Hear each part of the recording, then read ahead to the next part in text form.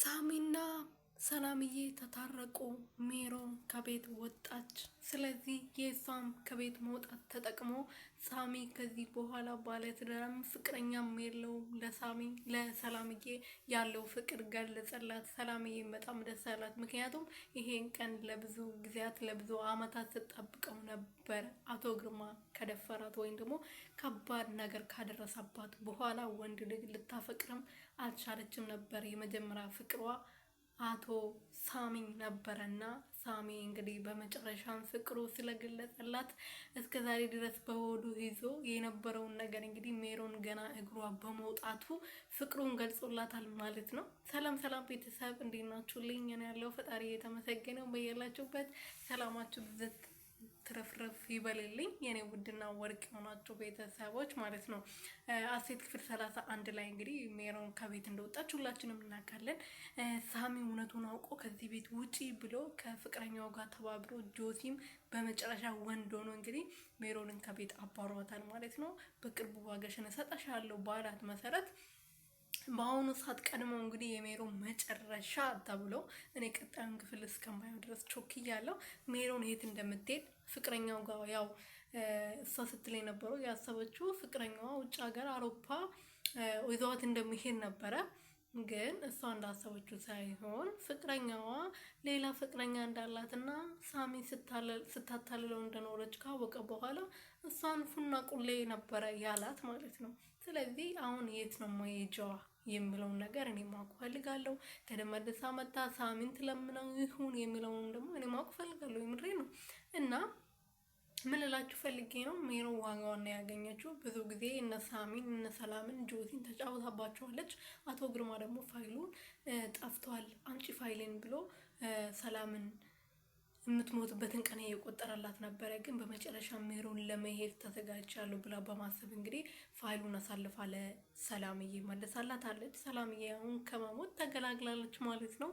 ያው ሜሮን እንደምትሄድ እርግጠኛ ስለነበረች ነው እሄዳለሁ ብላ አስባ ስለነበረ ቢያንስ የቤቱን እንትን ይሄ ሁሉ በድጌው ቢያንስ ልስጦ ብላ ነበር ለአቶ ሳሚ ፋይሉን ለመስጠት የወሰነችው ማለት ነው። ይሄ ፋይል ደግሞ ከዚህ በፊት እንግዲህ አንተ ነህ የወሰድከው በመባባል ሳሚና ሰላምዬ በጣም ተጣልቶ ነበረ።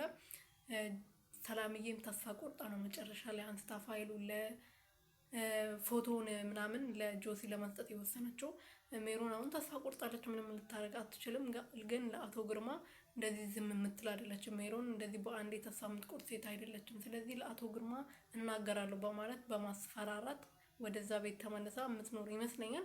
ግን ወደዛ ቤት የምትመለስ ሳሚ ምንም ከዚህ በኋላ ምንም ያደርግላት ነገር አይኖርም። በፊትም ከሷ ጋር እስከሚጣላና እስከሚለያይ ድረስ ነበር ተጠብቅ የነበረው እንጂ በተደጋጋሚ ሰላምን እንደሚፈልጋት ብዙ ጊዜ አሳይቶ ነበር። ግን ሜሮን ደግሞ ያ ሚስቱ ነኝ አፍቅር ያለው ከአንተ ጋር ለመሆን ነው እዚህ ቤት ድረስ የመጣሁት ብላ ያው በተደጋጋሚ ስትናገረው ስለነበረ እንትን ብሎ ነው እንጂ እና ቤተሰቦችዬ ለማንኛውም ቀጣዩን ክፍል ላይ አብረን የምናየው ይሆናል። ሜሮን ዋጋውን አግኝታለች፣ ከዛ ቤት ወጥታለች። ፍቅረኛዋም እንግዲህ እውነቱን አውቋል። እስከዛሬ ድረስ ሲያቅ የነበረው እናትየው ጋር አክስቷ ጋር እንደምትኖር ነበር እንጂ ከሌላ ባለ ጋር ከሌላ ወንድ ጋር እንደምትኖር አያውቅም ነበር። እና ይሄን ካወቀ በኋላ ከህይወቴ ውጪልኝ፣ እኔ እውነት ነበር ያፈቀርኩሽ፣ እውነት ነበር ከአንቺ ጋር ለመሆን የወሰንኩት፣ እውነት ልወስድሽ ነበር፣ ሁሉም ነገር ጨርሼ ነበር። አንቺ ግን መጫወቻ የወንዶች የኔንም የእሱንም ልብ መጫወቻ አድርገሻል። ስለዚህ ከዚህ በኋላ ህይወታችንን አታስፈልገንም በማለት ከህይወታቸው አስወጥተዋል ማለት ነው በመጨረሻ። ስለዚህ እኔ አላቅም። ለማንኛውም ቤተሰቦች የቻናሉ ሰብስክራይብ፣ ሼር፣ ላይክ እያደረጋችሁ ትኩስ መረጃ ይዤላችሁ የሚመጣበት ቻናል ነው እና ሰብስክራይብ አድርጋችሁ 1,000 ያስገቡኝ። ተው ልማጸናችሁ ተው እና 1,000 ያስገቡኝና ኮንግራ አልበላችሁ የኔ ወዶች ማለት ነው። ቢያንስ 1,000 ያስገቡኝ እንዴ! በጣም ቪዲዮ ሰርች ያለው ወደ 100 ምናምን ቪዲዮ ግን ሰብስክራይብ የለም። ጌታ ሰብስክራይብ አድርጉ፣ ነውር ነው። ሰዓት አልሞላልኝም ግን ሰብስክራይብ አድርጉ። ቢያንስ ሰብስክራይብ 1,000 ሞላ ይባል።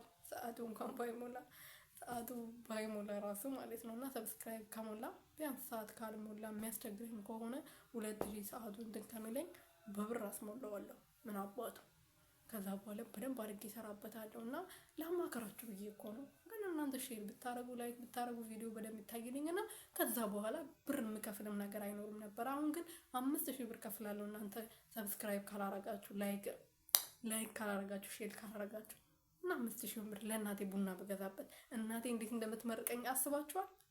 እናንተ አታስቡ አይደለም? መዳሞችዬ፣ መዳም ቅመሞችዬ